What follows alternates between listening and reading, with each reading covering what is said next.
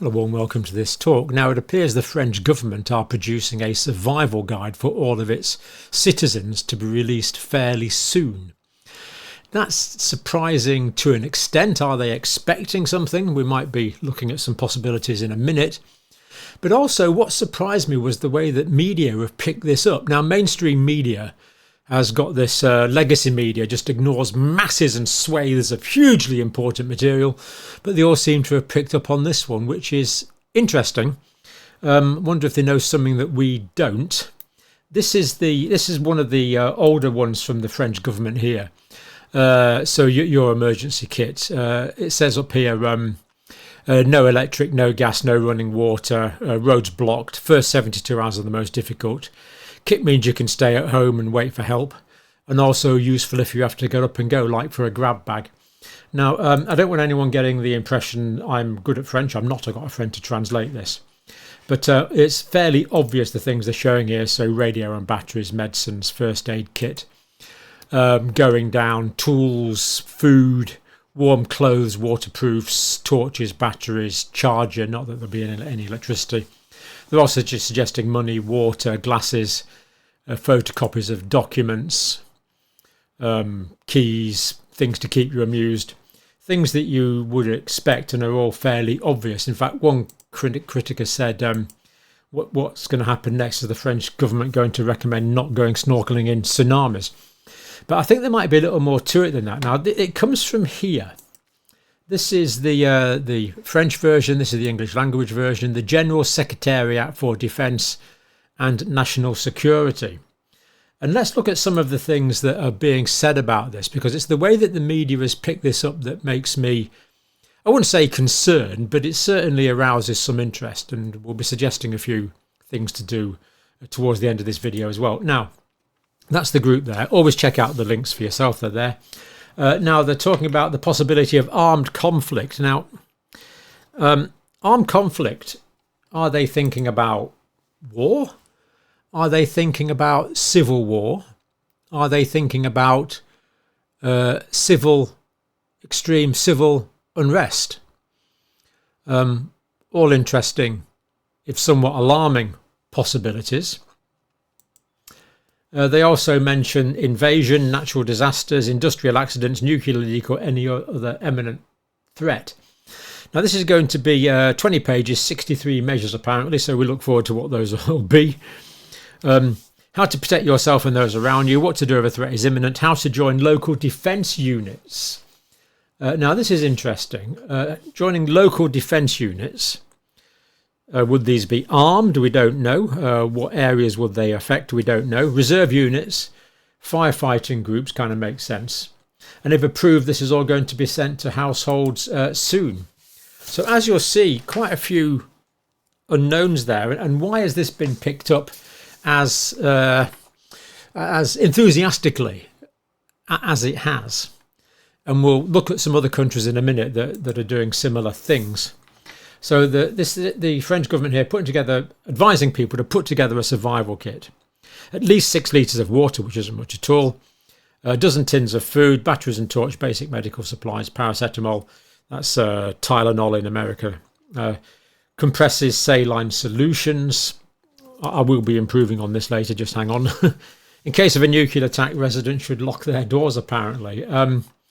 Yeah, you can see why the joke about snorkeling in a tsunami came about. But let's carry on. Spokesman for the Prime Minister's office said we must be prepared for the worst case scenario. Now, as far as I know, the French government haven't released one of these before, not since the Second World War anyway. So this is a bit different. The purpose of this document is to ensure the resilience of populations in the face of all types of crises, whether natural, technological, cyber or security related. Part of national resilience to adapt public communications to challenges of resilience, and presumably by public communication they mean this pamphlet they're going to be publishing. Now, other countries have done this already. Again, unclear what they're expecting. Are they expecting civil unrest, civil war, international cross-border wars? We really don't know what is expected. Are they expecting another pandemic? That's inevitable, by the way. Anyway, let's carry on with what we do know. Sweden, Norway and Finland have released things. Sweden particularly has released something. Last year, 5 million leaflets, which is about the whole population of Sweden, I guess. Or certainly a number of households. Encourage population to be prepared for possible armed conflict. 32-page book, If Crisis or War Comes. In Sweden, it was called Military Threat Levels Are Increasing. We must prepare for the worst case scenario, an armed attack on Sweden. And again, are they expecting an attack from outside, an attack from inside? What are they expecting? Are they expecting more severe terrorist-related incidents, insurgencies, fifth columnists? We simply don't know. But there seems to be this concern about something that the mainstream media is picking up on. Poland. They've done one as well that should be out soon. Just before we do that, this is this guy here, director of the Swedish Civil Contingencies Agency. The security situation is serious and we all need to strengthen our resilience to face various crises and ultimately war. That's the word from Sweden. Poland, they're doing one as well. Germany, November 24, they drew up a list, or said they were drawing up a list of bunkers, underground train stations, car parks, state buildings, private properties for people to hide away in. Not saying what they're hiding away from or which people would be in there hiding. The UK government, if that's not too much of an oxymoron for you to tolerate, we've had nothing on this since 1970. So 1974 to 1978, there was something called Protect and Survive. But they say they've no plans for anything else. Although I would have thought if France is at risk of external attack or internal attack, the risk in the UK is equal to that. I would have thought. It's only 20 miles across the English Channel. So there we have that. Rather strange. Rather strange.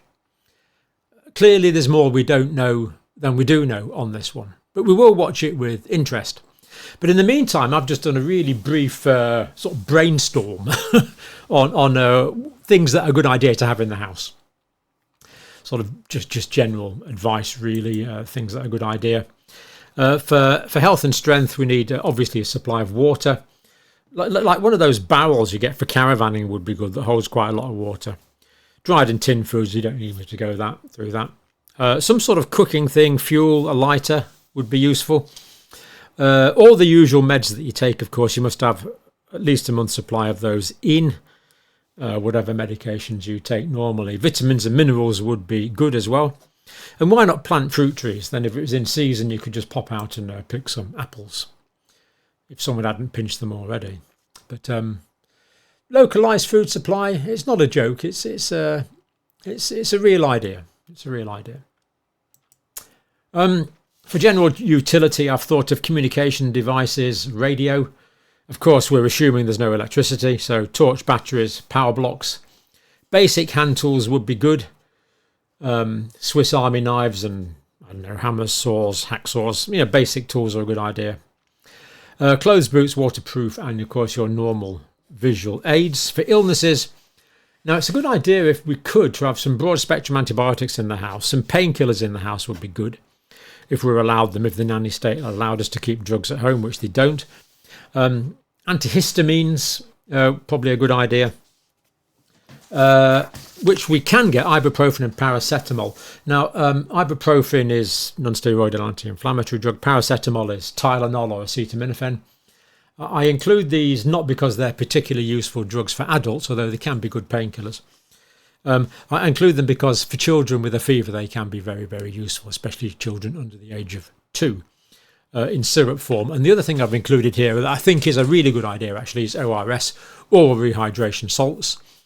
In the case of vomiting or diarrhea, you just mix oral rehydration salts with water and you give it to the sick child, and that can be life-saving, or indeed the sick adult if they are becoming fluid depleted. But for children, that can be absolutely life-saving. So why not have a few sachets of ORS in the house? Pulse oximeter, why not? Pretty cheap these days. Thermometer, again, pretty cheap. Blood pressure monitors, also quite cheap but useful. Now, of course, we assume there's no internet, so first aid and medical manuals in copies, physical copies would be good. For injuries, water, saline. Saline can be good because it's got some antiseptic properties. Iodine is probably the best antiseptic of all. You can use iodine for cleaning the skin and cleaning wounds. Iodine kills all known viruses and bacteria. Splints, bandages, petroleum gauze is good for grazes and burns. Promotes a moist wound healing environment. Scissors are really useful. If you're stuck at work on A&E or something without a pair of scissors, you're absolutely stuffed. Scissors are really, really useful. Stuff to stop bleeding, so tourniquets, compressions, and potentially an airway. Why not an oropharyngeal airway? And for defence, well, I think the only hope in the case of loss of civil power and loss of law and order is cooperation with our neighbours. We can't really defend ourselves individually against significant outside threats, but with groups of neighbours we could, all under the auspices of the authorities, of course.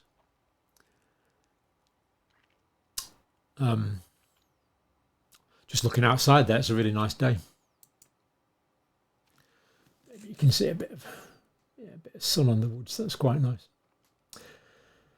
Okay, so is there something going on? Probably not. Is it a bit strange the way mainstream media have picked up on this so enthusiastically?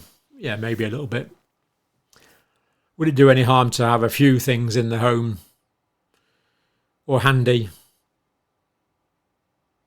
in case there's a failure of electricity, gas running, water, roads blocked? Who knows what they're thinking about? Internal or external threats. Yeah, why not? Let me know what you think, because as you can see, I'm a bit confused about this one.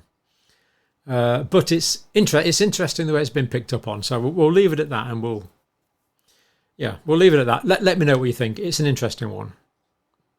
But it certainly wouldn't do any harm to have a few of these things at home that I've brainstormed.